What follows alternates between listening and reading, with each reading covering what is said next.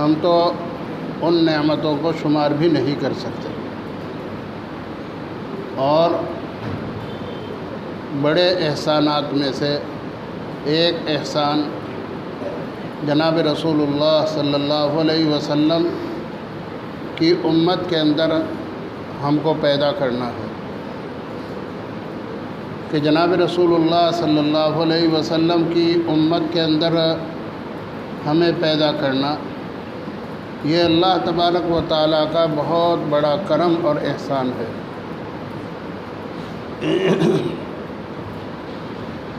اس لیے کہ روایات میں آتا ہے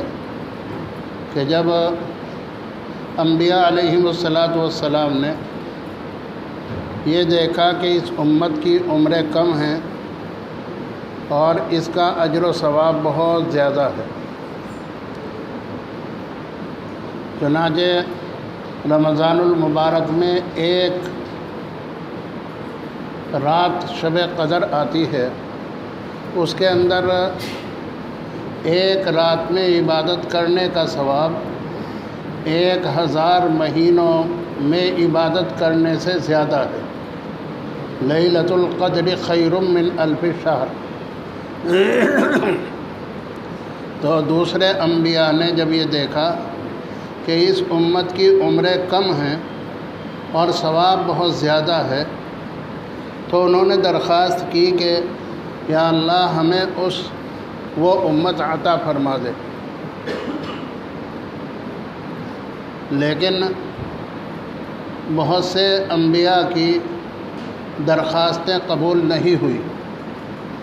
صرف حضرت عیسیٰ علیہ السلام کی دعا قبول ہوئی اور وہ آخر میں تشریف لائیں گے۔ تو معلوم ہوا کہ حضور اقدس صلی اللہ علیہ وسلم کی امت کے اندر پیدا ہونا یہ بہت بڑی شرافت اور کمال کی بات ہے۔ اس لیے ہمیں جتنا بھی اس کا شکر ادا کرنا چاہیے وہ کم ہے۔ اس کی شکر گزاری یہی ہے کہ ہم ہر چیز میں جناب رسول اللہ صلی اللہ علیہ وسلم کا اتباع کریں، ذرا سی بھی حضور اقدس صلی اللہ علیہ وسلم کی نافرمانی نہ کریں۔ یہ حضور اقدس صلی اللہ علیہ وسلم کی امت کے اندر پیدا ہونے کا شرف اور کمال ہے۔ اس کی مثال ایسی سمجھی جائے جیسے کوئی آدمی درزی کے پاس کپڑا لے کر جائے کہ اس کپڑے میں سے میرے لیے میرا ایک سوٹ سی دو، اور وہ نمونے کے لیے ایک اپنا سلا ہوا جوڑا جو اس کے اچھی طرح آتا ہو اس کے ساتھ لے کر جائے، اور یہ کپڑا لے جانے والا درزی سے یہ کہے کہ اس جوڑے کے مطابق میرا اس کپڑے میں سے ایک جوڑا سی دو، اگر وہ درزی اس نمونے کے جوڑے کے مطابق اس کو سی کر دے گا تو اس کا جی خوش ہوگا، اور پھر وہ کپڑے سلوانے والا اس کی مزدوری بھی دے گا اور اس کو کچھ زائد انعام بھی دے سکتا ہے۔ لیکن اگر خدا نخواستہ وہ اس کے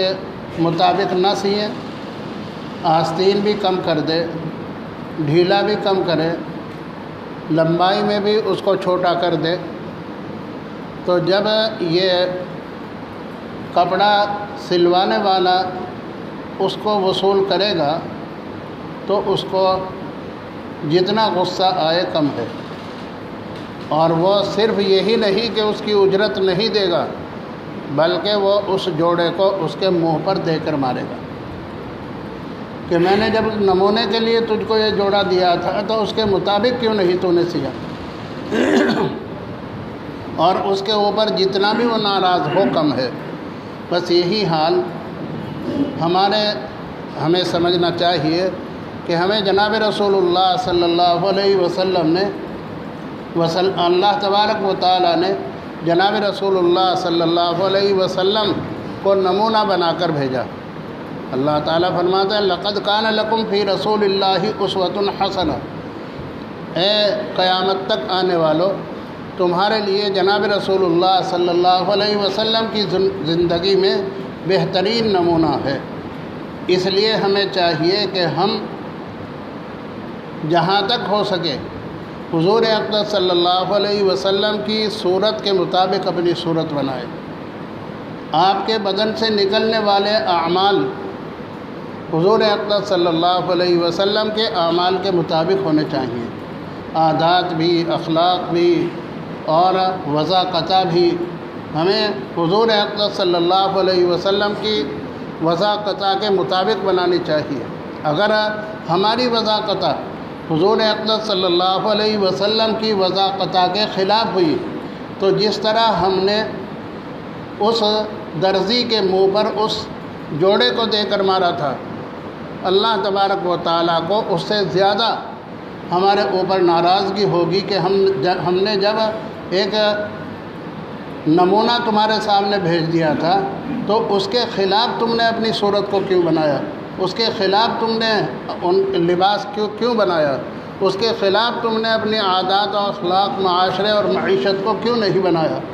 اس لیے محترم بزرگوں اور دوستوں، ہمیں ہر چیز میں جناب رسول اللہ صلی اللہ علیہ وسلم کے طریقے کو اختیار کرنا چاہیے۔ اگر ہم ان کے طریقے کو اختیار کریں گے تو اللہ تبارک و تعالی ہمیں اپنی مہمان خانے میں داخل کرے گا، یعنی جنت کے اندر داخل کرے گا۔ اور اگر خدا نخواستہ ہم ان کے خلاف صورتوں کو، سیرتوں کو، اخلاق کو، معاشرت کو لے کر گئے تو پھر اللہ تبارک و تعالی ہمارے ساتھ دوسرا معاملہ کرے گا اور ہمیں اپنے عذاب کی جگہ پر داخل کرے گا۔ اللہ تعالی ہم سب کی پوری حفاظت فرمائے۔ جناب رسول اللہ صلی اللہ علیہ وسلم نے ارشاد فرمایا، جو آدمی میری سنتوں کا اتباع کرے گا، میرے طریقے پر اپنی زندگی گزارے گا، 4 طریقے سے اللہ تبارک و تعالی اس کا اعزاز و اکرام فرمائیں گے۔ نیک لوگوں کے دلوں میں اس کی محبت پیدا فرما دیں گے، فاسق و فاجر لوگوں کے دلوں میں اس کا رعب پیدا فرما دیں گے، دین میں اس کو ثابت قدمی عطا فرمائیں گے اور اس کی روزی میں اللہ برکت عطا فرمائیں گے۔ اور حضور اقدس صلی اللہ علیہ وسلم نے ایک روایت میں ارشاد فرمایا کہ جو فساد امت کے وقت میں میری سنتوں کا اتباع کرے گا تو ایک مردہ سنت کو اگر زندہ کرے گا تو 100 شہیدوں کے برابر اس کو ثواب دیا جائے گا۔ اور ایک شہید کا ثواب اتنا ہے کہ پہلا قطرہ جب شہید کا زمین پر گرتا ہے تو شہید کی مغفرت ہو جاتی ہے، تو 100 شہیدوں کا کتنا ثواب ہوگا۔ اور اللہ تبارک و تعالیٰ نے، میں نے آیت جو پڑھی ہے اس میں حضور اقدس صلی اللہ علیہ وسلم کے اتباع کے بارے میں فرمایا ہے کہ جو میرے نبی کا اتباع کرے گا میں اس کے تمام گناہوں کو معاف کر دوں گا اور میں اس کو اپنا محبوب بنا لوں گا۔ تو اس لیے محترم بزرگوں اور دوستوں، ہمیں چاہیے کہ ہم